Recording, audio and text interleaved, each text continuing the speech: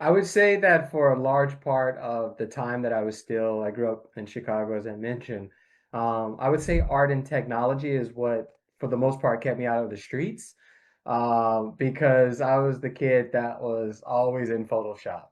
Adobe, don't sue me if I was using the cracked version. Cracked version basically means like the pirated version when I was a young kid and I couldn't afford the software just yet. But I was always in Photoshop, just creating different visuals, editing photographs that I was taking, just always in there, just pushing the needle on my own creativity. And this is outside of me doing sketching, drawing, painting, and all of that, which I was doing during daytime and when I was at school. I was doing a lot of art. And I'm really grateful for how the art and also the technology started my big vision, but also helped me to see how big the world could actually look and be. And it's something that has stayed with me all the way till today as well. So that would be the biggest thing that I would say is what allowed me to always, even if I was lost, even if I was wondering, to somehow find my way back home. And then I also would also have to just throw in there having the family and the parents and the sister that I did too, that always were welcoming as much as they possibly could be on a day-to-day basis. What advice would you give to someone navigating a very similar path, where if they maybe have art available to them, even technology? Technology is pretty omnipresent just about Yeah. now.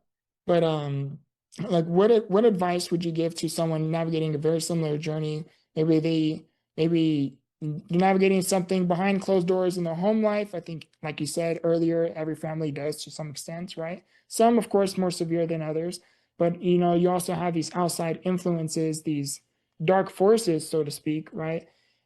And they're going through school, maybe they themselves are overweight. What advice would you give to that, to younger you, so to speak, or to that individual navigating a similar path? Find your expression.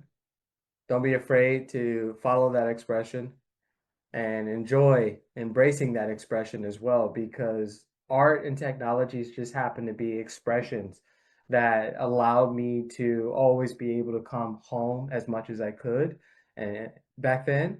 And I think that finding your expression even now is something that's really important, right? And what I mean by that is, for some people, journaling could be that way for us to take all the mental clutter and all the emotional clutter that's coming up for us, and for us to create some sort of gateway or portal that allows us to lay down some of that clutter, lay down some of that noise. For other people, it may be sports.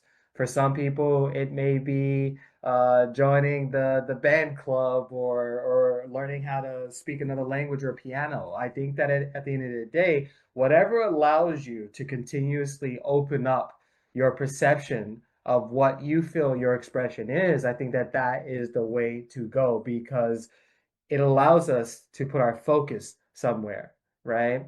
If my focus would have been anywhere else in the past, especially when I was growing up, who knows if I would be alive today?